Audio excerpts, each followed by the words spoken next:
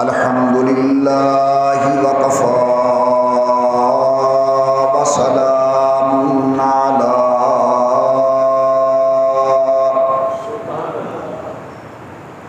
سید الرسل وخاتم الانبیاء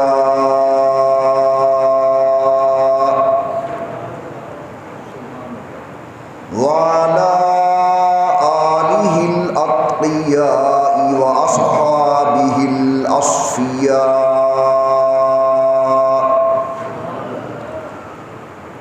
نشہد ان لا الہ الا اللہ وحدہ لا شریک لہ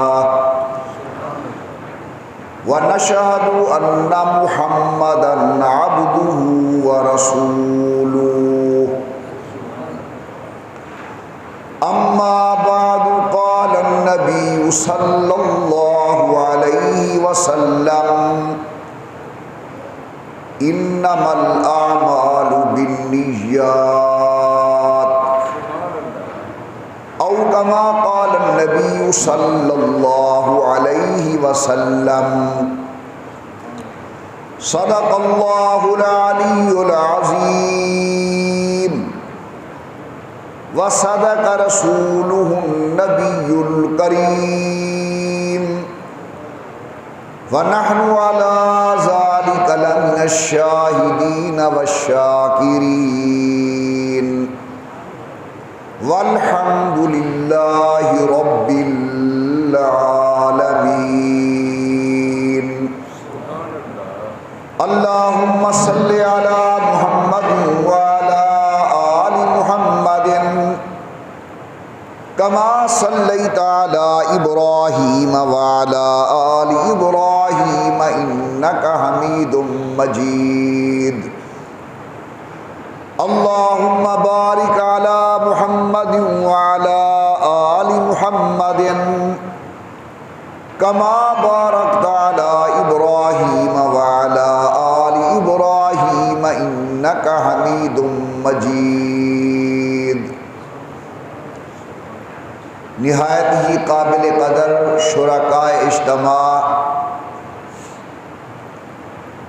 میری محترمہ موقرہ اور مؤدبہ اسلامی مائی اور بہنوں،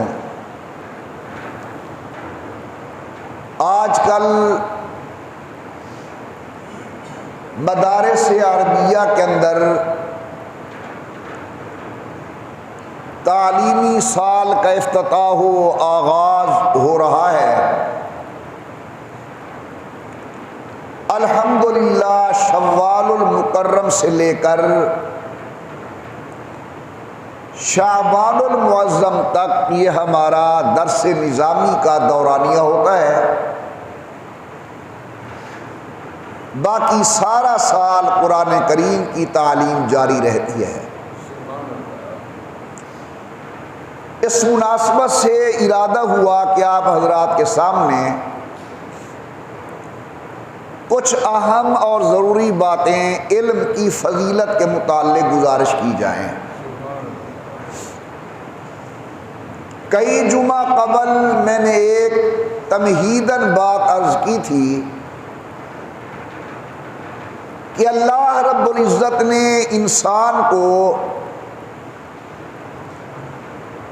بنیادی طور پر جن چیزوں سے پیدا کیا ہے، بظاہر وہ چیزیں عزت والی نہیں، شرافت والی نہیں، گھٹیا چیزیں ہیں۔ سب سے پہلے اللہ نے انسان کو مٹی سے پیدا کیا، وَلَقَدْ خَلَقْنَا الْإِنسَانَ مِنْ سُلَالَةٍ مِّنْ طِينٍ۔ ہماری ابتدائے آفرینش اللہ نے مٹی سے کی، لیکن آپ جانتے ہیں کہ مٹی ایک گھٹیا چیز ہے۔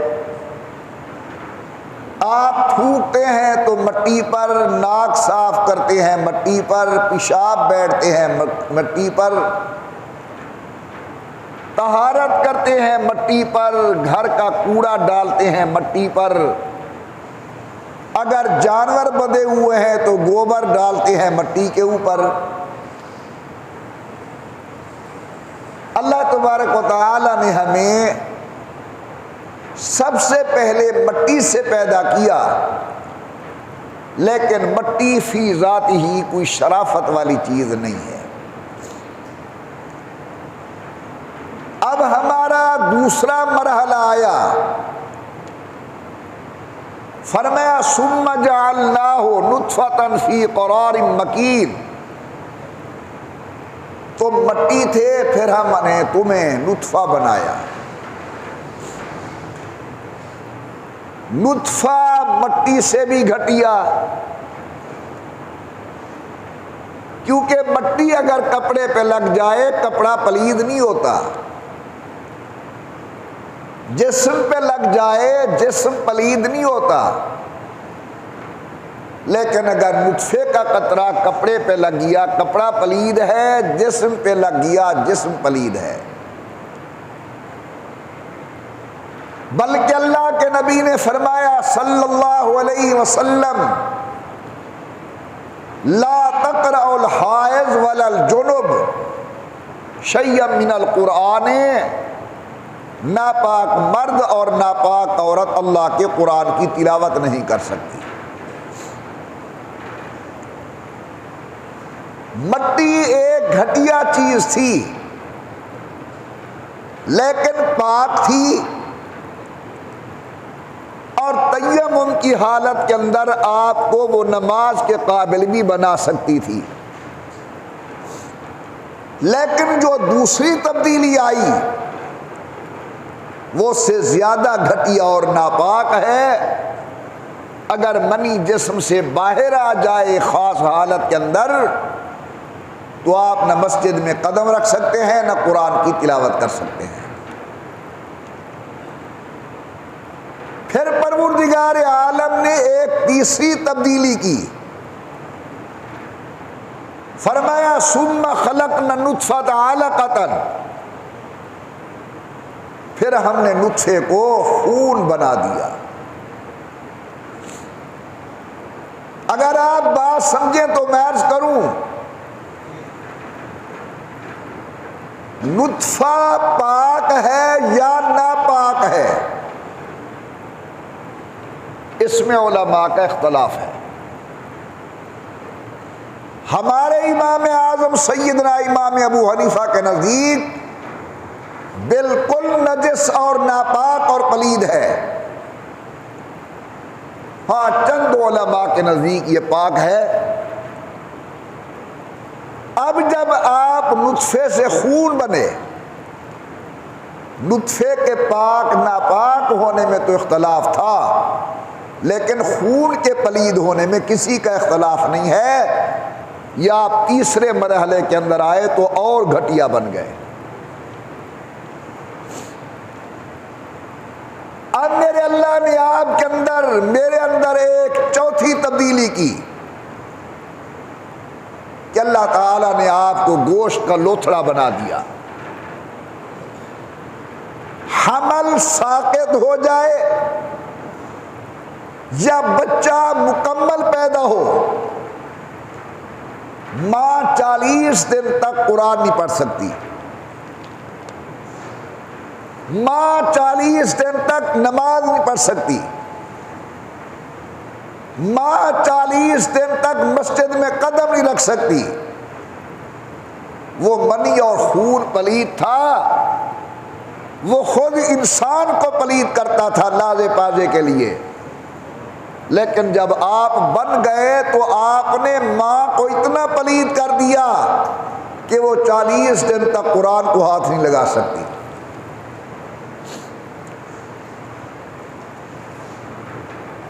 مٹی سے پیدا کیا وہ گھٹیا، منی سے پیدا کیا وہ گھٹیا، خون سے پیدا کیا وہ گھٹیا، بن گئے ماں کو ناپاک کر کے باہر آئے۔ لیکن اللہ فرماتے ہیں وَلَقَدْ كَرَّمْنَا بَنِي آدم، ہم نے حضرت آدم اور آدم کی اولاد کو اپنی تمام مخلوقات پر عزت بخشی، کرامت بخشی، شرافت بخشی۔ جمعے کا ٹائم مختصر ہوتا ہے،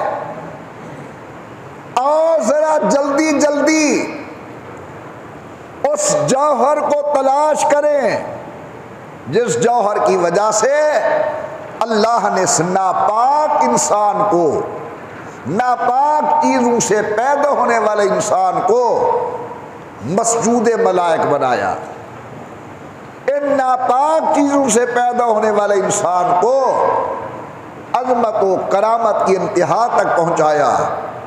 تو حضرت شاہ عبد العزیز محدث دہلوی رحمۃ اللہ علیہ لکھتے ہیں وہ جوہر کیا ہے؟ فرمایا وعلم آدم الاسماء کلھا، اللہ نے آدم علیہ السلام کو جو علم کا جوہر عطا فرمایا، اسی علم کے سامنے ملائکہ کو جھکایا گیا، اسی جوہر علم کی وجہ سے حضرت آدم کو فضیلت دی گئی۔ معلوم ہوا کہ انسان کے لیے باعث عظمت وہ علم ہے۔ ذرا غور کرنا، میں قرآن کریم کے انداز پہ قربان جاؤں۔ اللہ فرماتے ہیں اے میرے آدم انبئہم باسماء ہؤلاء، ان ملائکۃ اللہ کو ذرا یہ نام بتاؤ۔ آدم کو استاد بنایا، فرشتوں کو شاگرد بنایا، یہ اشارہ کر دیا کہ استاد صاحب تمہارے اندر نبیوں جیسی شفقت ہونی چاہیے، اور شاگرد تمہارے اندر فرشتوں جیسی اطاعت ہونی چاہیے، کیونکہ فرشتے وہ مخلوق ہیں جو ایک لمحے کے لیے نافرمانی نہیں کرتے۔ تو یہ تعلق بتایا، استاد کو شفیق ہونا چاہیے اور شاگرد کو فرما بردار ہونا چاہیے۔ قابل قدر دوستو، اگر یہ میری باتیں نہ سمجھ آئیں تو میں عقلی طور پر آپ کو علم کی فضیلت سمجھاتا ہوں، ذرا غور کرنا ہے، نیند نہیں کرنی۔ ہمارے اس جسم کے اندر ایک مقام ہے جہاں علم کو رکھا جاتا ہے۔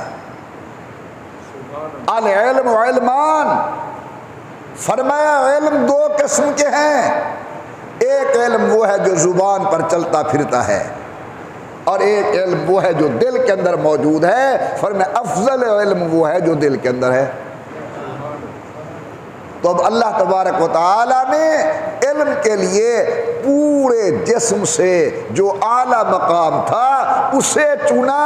انسان کا دل پورے جسم کا بادشاہ ہے، پورے جسم کا صدر مقام ہے، پورے جسم کا اعلیٰ ٹکڑا ہے۔ اللہ نے علم کی فضیلت بتائی کہ دنیا والوں میں نے علم کو جسم کے اعلیٰ حصے کے اندر رکھا ہے۔ اب یہ علم حاصل کیسے ہوتا ہے؟ دیکھنے سے آنکھ، سننے سے کان، سونگھنے سے ناک، چکھنے سے منہ۔ ہاتھوں سے علم ہوتا ہے لیکن بہت کم، زیادہ تر دیکھنے سے، سونگھنے سے، چکھنے سے، سننے سے۔ توجہ فرمانا، یہ چار علم حاصل کرنے کے آلے ہیں، یہ چار علم حاصل کرنے کے ذریعے ہیں۔ علم حاصل ہوگا آنکھ سے، علم حاصل ہوگا کان سے، علم حاصل ہوگا ناک سے، علم حاصل ہوگا چکھنے سے، منہ سے۔ اللہ نے یہ چاروں اعلیٰ چیزیں جسم کے اوپر والے حصے کے اندر رکھی ہیں تاکہ تمہیں قدر ہو علم کی کہ جیسے علم کے لیے میں نے جسم کا اعلیٰ ٹکڑا منتخب کیا ہے، علم حاصل کرنے والی چیزوں کو بھی میں نے جسم کے اوپر والے حصے کے اندر رکھا ہے۔ علم کے بعد نمبر آئے گا عمل کا، تو یہ ہاتھ عمل کرتے ہیں، یہ پاؤں عمل کرتے ہیں، یہ ہمارے گھٹنے عمل کرتے ہیں۔ اللہ تعالیٰ نے ان کو نیچے رکھا، بتایا عمل کا نمبر بعد میں ہے، علم کا نمبر پہلے ہے۔ اور چوتھی چیز ہے دولت، پیسہ، ٹکا۔ آپ کیا کریں گے اس پیسے کے ساتھ؟ مرغی کھائیں گے، کیا کریں گے اس پیسے کے ساتھ؟ بکرا بھون کے کھائیں گے۔ کیا کریں گے پیسے کے ساتھ؟ سونے کا کشتہ کھائیں گے۔ کیا کریں گے پیسے کے ساتھ؟ چاندی کا کشتہ کھائیں گے۔ توجہ کرنا، یہ جن چیزوں سے آپ نے دولت کے ذریعے جن چیزوں کو حاصل کیا، اس کا مقام بنایا معدہ، جس میں ہر وقت غلاظت رہتی ہے۔ اس کا مقام بنایا بڑی آنت، جس کے اندر ہر وقت نجاست رہتی ہے، یہ بتانے کے لیے کہ علم کا مقام کیا ہے اور دولت کا مقام کیا ہے۔ پروردگار عالم نے انسان کو تمام مخلوقات پر عظمت بخشی، مقام بخشا، شان بخشی۔ اس کی بنیادی وجہ علم کے ذریعے اللہ نے، یا علم کی وجہ سے اللہ نے انسان کو ملائکہ پر فضیلت عطا فرمائی۔ اللہ کے ملائکہ جھک گئے حکم کے مطابق۔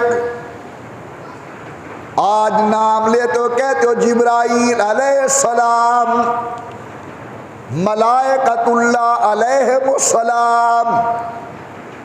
انکار کیا شیطان نے جھکنے سے۔ آج میرا چھوٹا سا بچہ جب قرآن کریم شروع کرتا ہے، پڑھتا ہے اعوذ باللہ من الشیطان الرجیم،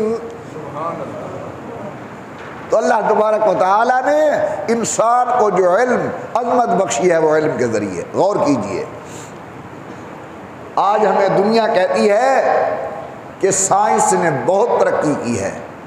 میں بالکل اس کا انکار نہیں کرتا، سائنس نے بہت ترقی کی ہے اور نامعلوم ترقی کیا اور کیا منازل یہ طے کرے گا۔ لیکن ایک بات سمجھنے کی ہے، سائنس کے ذریعے اچھا سامان تیار کیا جا سکتا ہے۔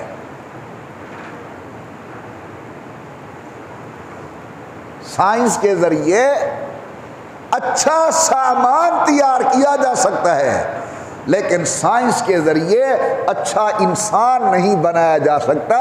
اگر اچھا انسان بنانا ہے تو وہ علم نبوت کے ذریعے بنے گا۔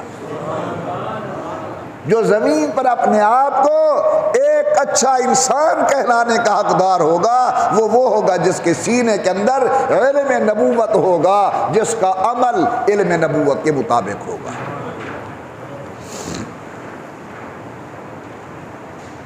کون جانتا تھا عرب قوم کو؟ ان کے اندر علم والی عصمت آئی، خود نہ تھے جو راہ پر اور روح کے ہادی بن گئے۔ کیا نظر تھی جس نے مردوں کو مسیحا کر دیا؟ یہ امام الانبیاء سرکار دو عالم کے علم کی بدولت عرب کو یہ مقام ملا۔ ٹائم جلدی جلدی بھاگ رہا ہے، آپ ذرا غور کریں۔ اب میں اس پر دلائل قائم کر رہا ہوں کہ علوم نبوت انسان کو فضیلت دیتے ہیں۔ جو آدمی تاریخ عالم پر نظر رکھتا ہے، یا کم از کم قرآن کریم کا مطالعہ اس کے سامنے ہے، وہ جانتا ہے کہ قوم بنی اسرائیل انتہائی اجڈ اور نافرمان قسم کی قوم تھی۔ ہر بات پر حد درہمی، اللہ کے انبیاء کو قتل کیا اس قوم نے، یقتلون النبیین بغیر حق۔ اللہ کے نبی آئے حضرت دانیال علیہ السلام، قوم کو سمجھایا شرم کرو، اللہ کے احکامات کی پابندی کرو، پروردگار عالم کی باتوں کو مانو، رب العزت کے احکامات کو اپنی عملی زندگی کے اندر اور ایمانی زندگی کے اندر داخل کرو۔ لیکن قوم ہے روز بروز اپنی ہر درمی میں بڑھتی جا رہی ہے، تو اللہ نے اس کے اوپر، اس قوم کے اوپر بخت نصر کو مسلط کیا۔ بخت نصر نے آ کر قتل عام کیا بنی اسرائیل کا، بے عزتی کی عورتوں کی، کھلے عام آبرو ریزی کی گئی عورتوں کی، یہاں تک کہ 70,000 کے قریب آدمی قید ہوا۔ اس قید کے اندر اللہ کے نبی حضرت سیدنا دانیال علیہ السلام بھی قید ہو گئے۔ نبی بڑا شفیق ہوتا ہے، نبی بڑا رحیم ہوتا ہے، نبی بڑا کریم ہوتا ہے۔ قوم کی وجہ سے پابند سلاسل حضرت دانیال علیہ السلام، لیکن جیل کے اندر جا کر بھی وہ قوم کو بھولے نہیں، عذاب کے متعلق نہیں کہا، اللہ سے رحمت کی درخواست کی، اللہ میری قوم پہ رحم فرما۔ میرے نہایتی واجب اور احترام دوستو، تمام انبیاء رحیم و کریم، یہی وجہ ہے کہ اللہ نے انبیاء علیہ السلام سے ابتداء بکریوں کے ریوڑ چروائے تاکہ پریکٹس ہو جائے نبی کی۔ بکریوں کی عادت ہوتی ہے کبھی ادھر دوڑتی ہیں کبھی ادھر، اللہ کے نبی نے مشق کروائی، اللہ نے اپنے نبیوں کی مشق کروائی کہ آج یہ بکریوں کے ریوڑ کو سنبھالیں، کل امت کے ریوڑ کو سنبھالنا ہے۔ ہر نبی شفیق، لیکن میرے آقا سب سے بڑے شفیق، سید الکونین سب سے بڑے شفیق۔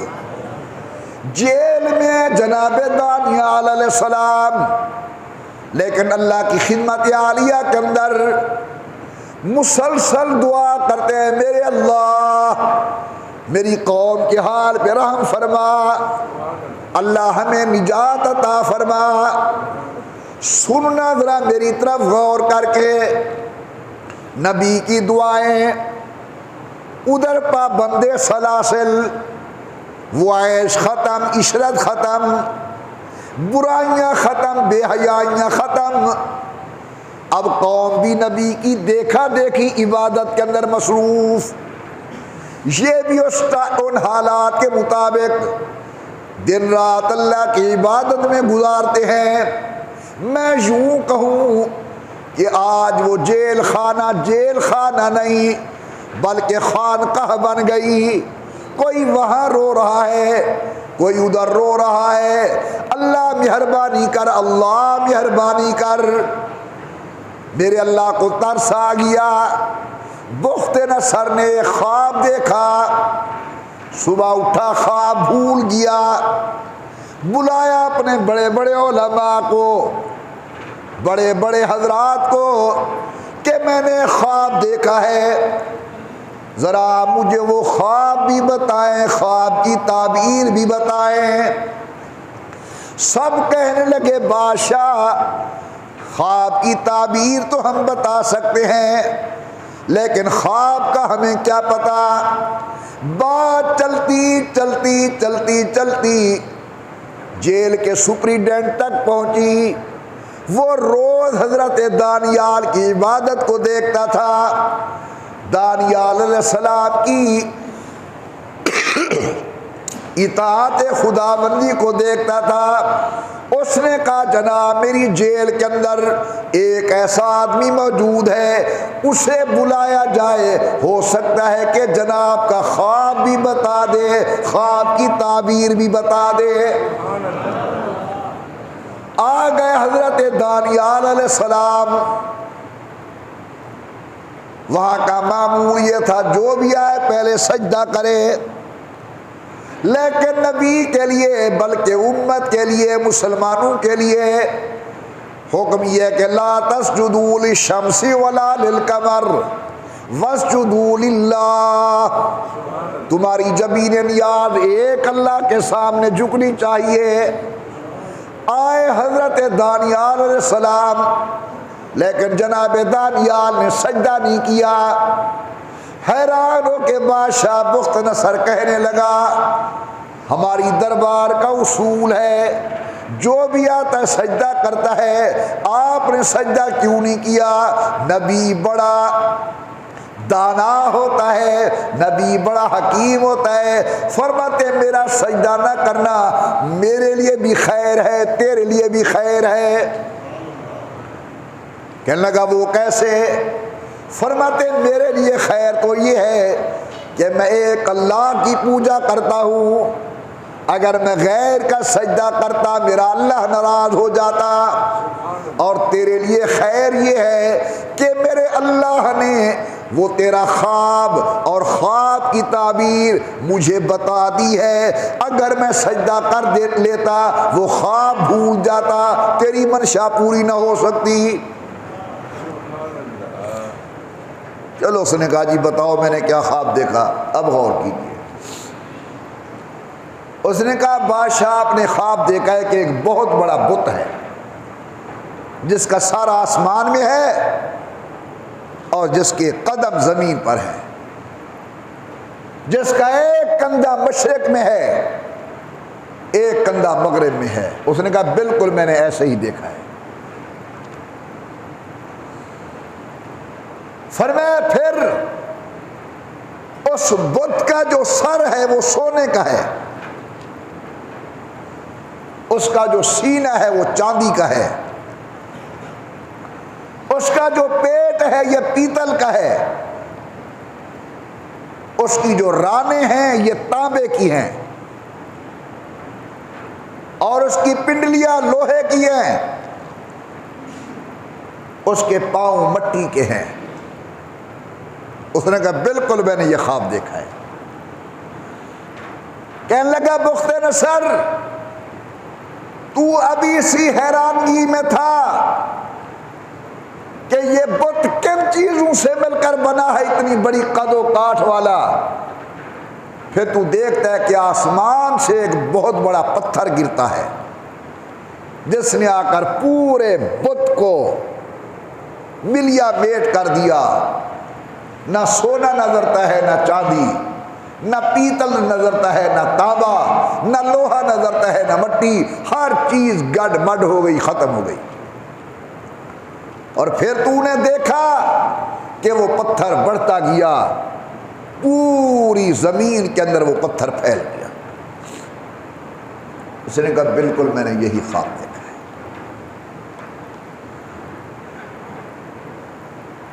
تعبیر بتاؤ، ذرا غور کرنا، توجہ فرمانا۔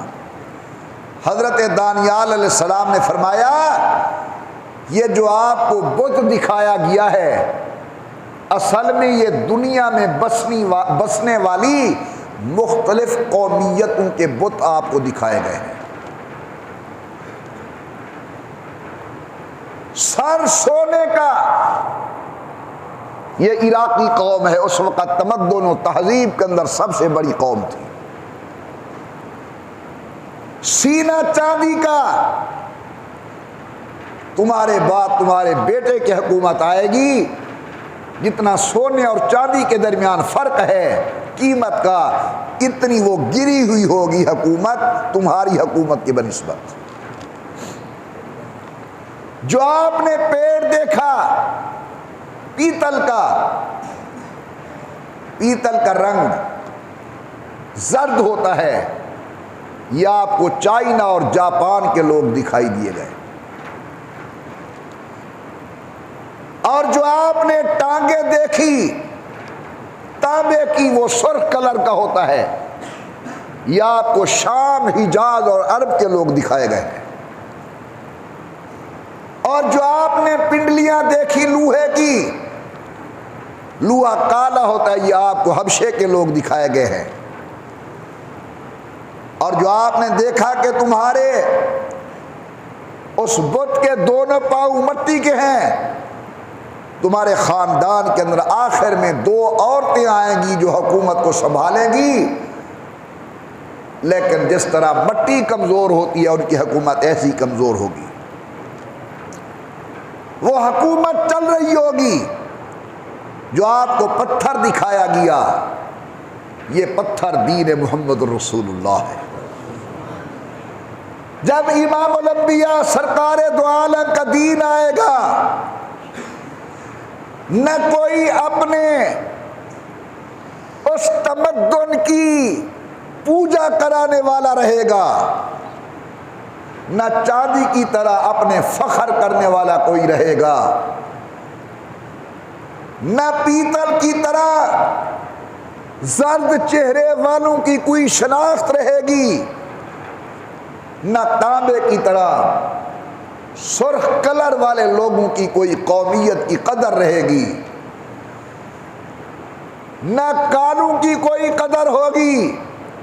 ہاں بس اس وقت ایک ہی دین ہوگا پوری دنیا کے اندر، اللہ دین اسلام کو غالب کریں گے، اور وہ دور ہوگا امام الانبیاء سرکار دو عالم صلی اللہ علیہ وسلم کا۔ پروردگار عالم نے فرمایا هو الذی ارسل رسولہ بالہدی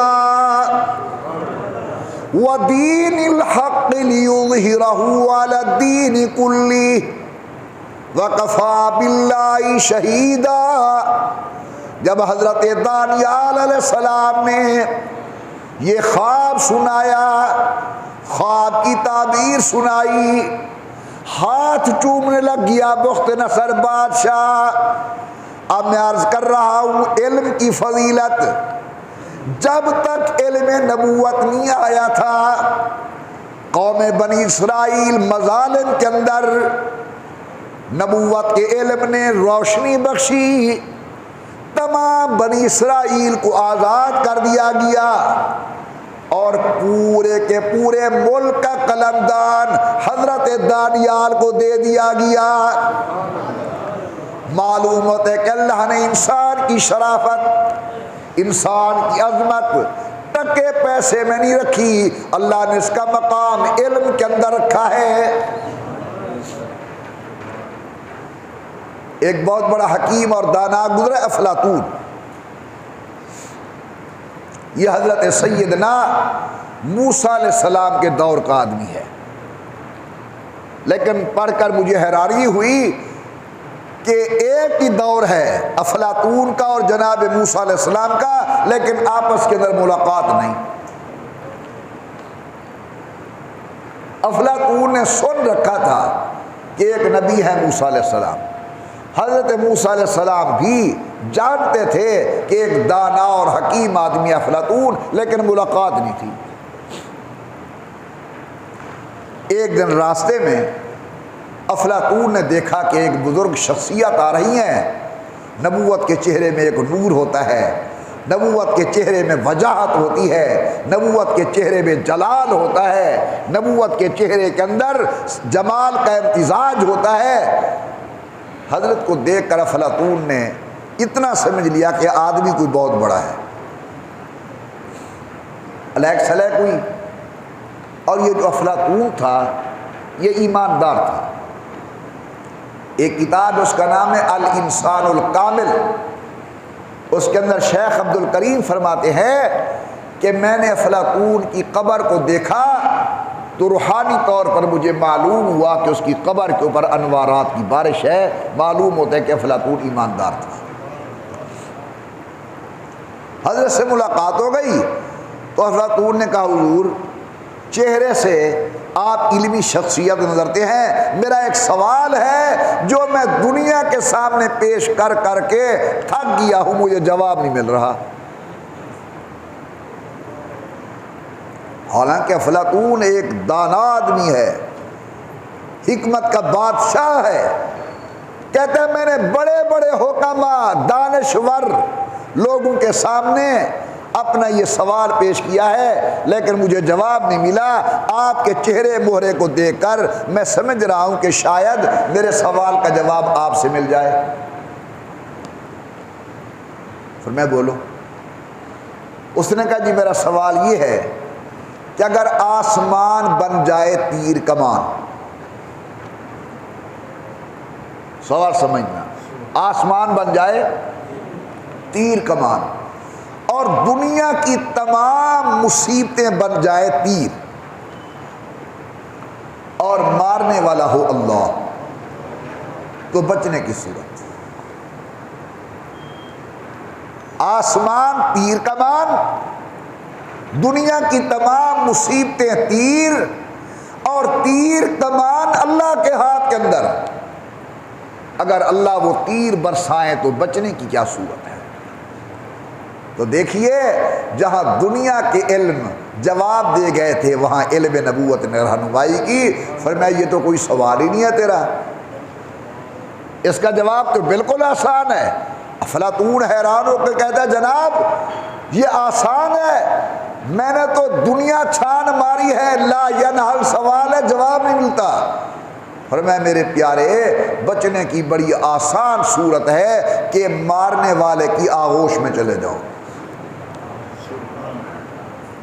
مارنے والے کی آغوش میں چلے جاؤ، یعنی اللہ کی آغوش رحمت میں چلے جاؤ، بس اللہ تبارک و تعالی آپ پر تیر نہیں برسائیں گے، بچ جائیں گے آپ۔ امام الانبیاء سرکار دو عالم فرماتے ہیں جب کوئی آدمی گناہ کرتا ہے، گناہ کرنے کے بعد وہ توبہ کے لیے اللہ کے دروازے پر آتا ہے،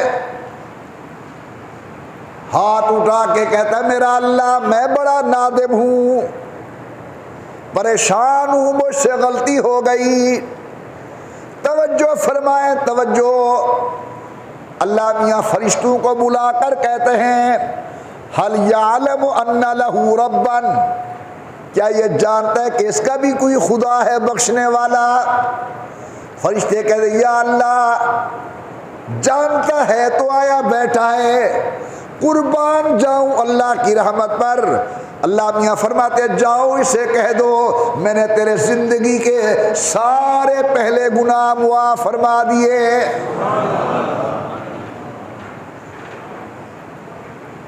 تو حضرت سیدنا موسیٰ علیہ السلام علم نبوت نے افلاطون کو جواب دیا۔ حضرت یوسف علیہ السلام قید خانے میں ہیں، بس اشارہ کروں گا ٹائم نہیں ہے، بادشاہ عزیز مصر نے خواب دیکھا،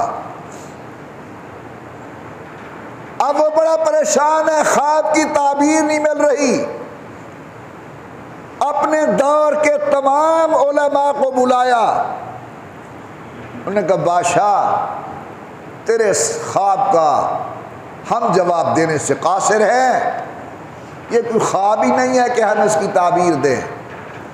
حضرت سیدنا یوسف علیہ السلام کو بلایا گیا تو اللہ کے نبی نے خواب کی تعبیر عطا فرمائی، جہاں دنیا کے علم جواب دے گئے وہاں علم نبوت نے روشنی پھیلائی۔ آؤ ذرا قوم عرب کی طرف، یہ دنیا میں مشہور تھے، یہ جی بیکار قوم ہے، گھٹیا قوم ہے، بکریوں کے چرواہے، اونٹوں میں وقت گزارنے والے۔ ہن سارے دور دے اندر کئی بندے دا اکھی جمیا جاتے بس اگلا سمجھ ویندے بے سیاڑا اتنا ہی ہو سی، اونٹوں کے چرانے والے۔ آیا علم نبوت، امام الانبیاء سرکار دو عالم پر پہلی وحی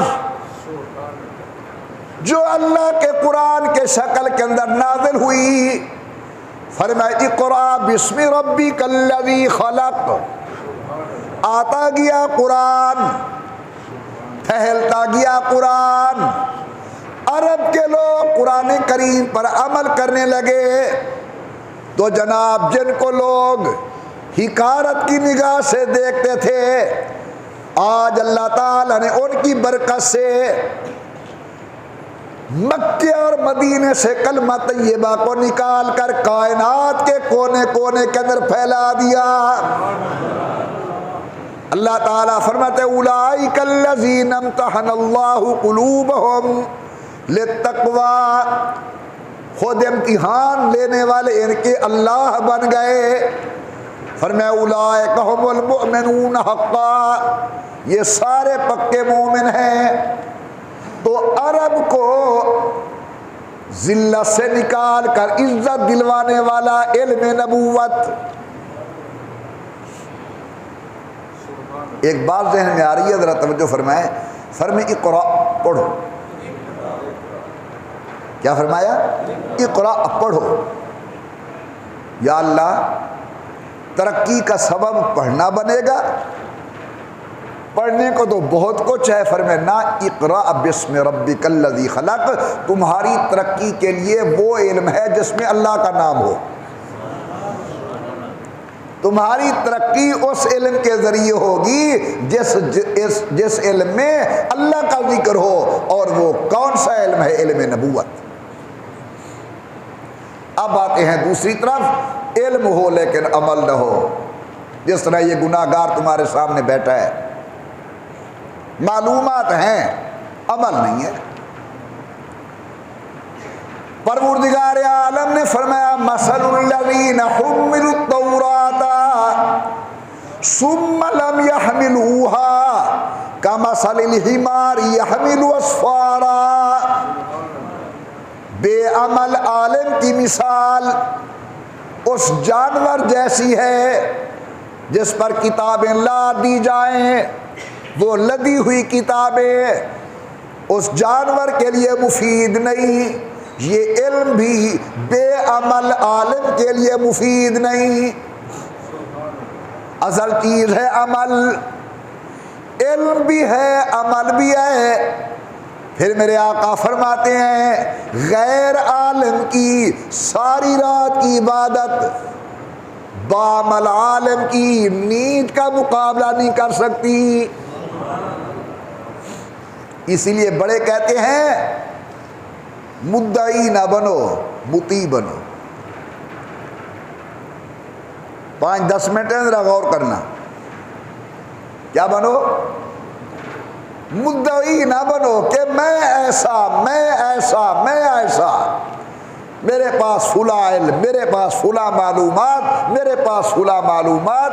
مدعی کو کچھ نہیں ملتا، مطیع کو سب کچھ ملتا ہے۔ فرما بردار بنو، وہ جو اللہ نے آپ کو علم دیا ہے اس علم پر اپنی عملی زندگی ڈھالو۔ تمہاری زندگی میں نماز آئے، تمہاری زندگی میں قرآن آئے، تمہاری زندگی میں انسانیت آئے، تمہاری اور میری زندگی کے اندر شریعت پر عمل آئے۔ فرمایا مدعی کو کچھ نہیں ملتا، مطیع کو سب کچھ ملتا ہے۔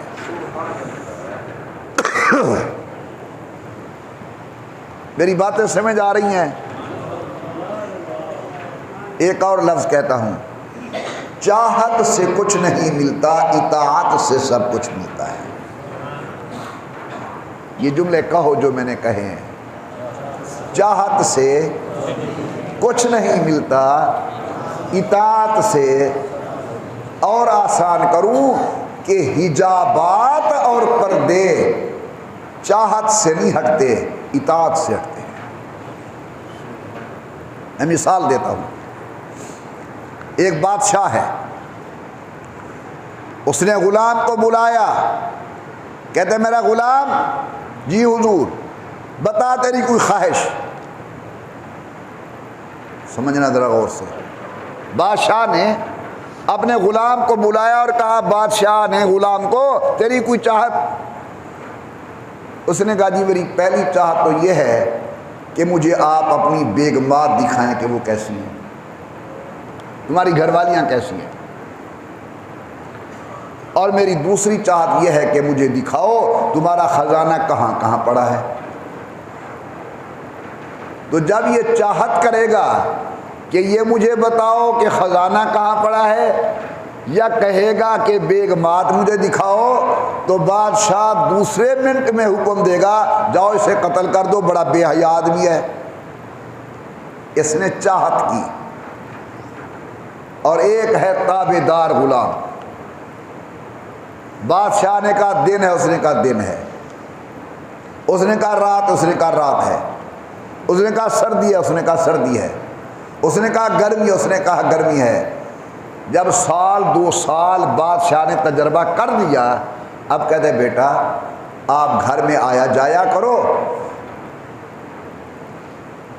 کوئی چیز دینی ہو تو وہ بھی آپ گھر جا کر دے آیا کرو، تم میرے قابل اعتماد غلام ہو، کوئی چیز لینی ہو تم سے کوئی پردہ نہیں، گھر سے جا کر لے آیا کرو۔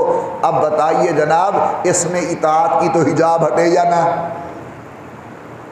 اچھا یہ خزانے کی چابیاں ہیں، یہ اپنے پاس رکھ لو اور فلاں فلاں جگہ کو جا کر دیکھ لو، تاکہ جب میں آپ کو کہوں آپ کو تکلیف نہ ہو، فوراً وہاں سے آپ خزانہ لے آنا۔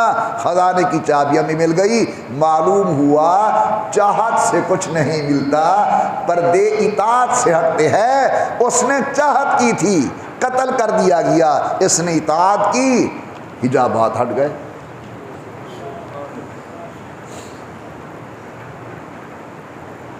ہم جنت مانگتے ہیں، ہمارے آگے ایک حجاب ہے، اور جو اطاعت والے ہیں وہ جنت کبھی نہیں مانگتے۔ غالباً شب قدر کے موقع پر میں نے ایک بات کہی تھی، آج جمعۃ المبارک کا اجتماع ہے، بات ذرا سمجھنے والی ہے، سمجھو گے تو فائدہ ہوگا، نہیں سمجھو گے تو ہو سکتا ہے میری بات سے نقصان پہنچے۔ حضرت رابعہ بصری جو بہت بڑی وقت کی ولی اللہ تھی، اس کے حالات میں میں نے پڑھا ہے کہ ایک ہاتھ کے اندر وہ پانی لے کر جا رہی تھی اور دوسرے ہاتھ میں آگ لے کر جا رہی تھی۔ راستے میں کسی اللہ والے نے پوچھا، رابعہ خیریت تو ہے؟ آج بڑے جلال میں جا رہی ہو، ایک ہاتھ کے اندر پانی ہے دوسرے ہاتھ کے اندر آگ ہے۔ اللہ والوں کے اوپر کچھ حالات طاری ہوتے ہیں جن سے ہم ناواقف ہیں۔ تو رابعہ کہنے لگی یہ میں پانی لے کر جا رہی ہوں، جی چاہتا ہے کہ اس پانی سے جہنم کو بجھا دوں، اور یہ میں آگ لے کر جا رہی ہوں، طبیعت چاہتی ہے اس آگ سے جنت کو جلا دوں۔ اس اللہ والے نے کہا خیریت تو ہے، کیا کہہ رہی ہو؟ کہنے لگی ہاں میں نے دیکھا ہے کہ بعض لوگ نیکی کرتے ہیں جنت کے لیے، بعض عمل کرتے ہیں جہنم سے بچنے کے لیے۔ میں چاہتی ہوں نہ جنت ہو نہ جہنم ہو، عبادت محض اللہ کی رضا کے لیے ہونی چاہیے۔ تو میرے واجب الاحترام بھائیوں، اطاعت میں سب کچھ ہے، اسی لیے قرآن کہتا ہے، پروردگار عالم نے فرمایا اطیعوا اللہ واطیعوا الرسول، تابع داری کرو اللہ کی، تابع داری کرو اللہ کے رسول کی۔ جو بات اللہ فرما دیں حاضر، جو اللہ کے رسول بیان کر دے میرا اللہ میں حاضر۔ یاد رکھنا میرے دوستو، آج کی میری پوری تقریر کا خلاصہ، اللہ تبارک و تعالی نے انسان کو جو عظمت بخشی ہے وہ علم کی وجہ سے بخشی ہے، اور جو فائدہ ہوگا اس علم سے ہوگا جو علم عملی زندگی کے اندر ڈھلا ہوا ہو۔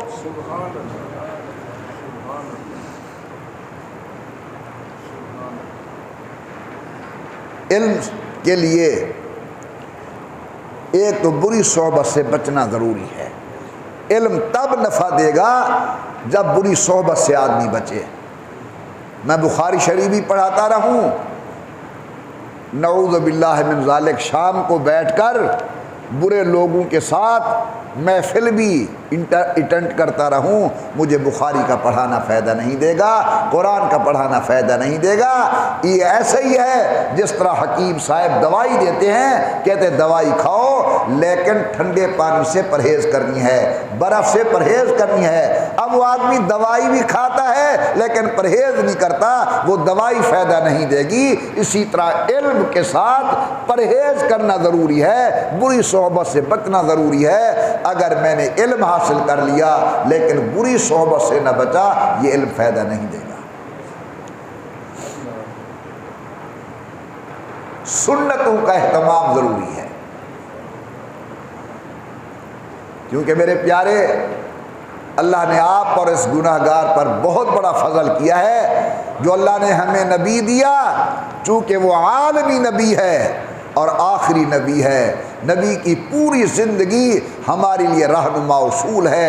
حضور نے چل کے دکھایا، حضور نے بیٹھ کر دکھایا، حضور نے کھا کے دکھایا، حضرت نے پی کر دکھایا، نبی نے شادی کر کے دکھائی، حضور نے غمی کر کے دکھائی، رسول اللہ نے ابا بن کر دکھایا، رسول اللہ نے بیٹا بن کر دکھایا، حضور نے سسر بن کر دکھایا، سید القونین نے داماد بن کر دکھایا، امام الانبیاء نے تاجر بن کر دکھایا، حضور اکرم نے اصحاب صفہ کے چبوترے پہ بیٹھ کر مدرس بن کر دکھایا، مسجد نبوی کے اندر امام بن کر دکھایا، مدینہ عالیہ کا حاکم بن کر دکھایا۔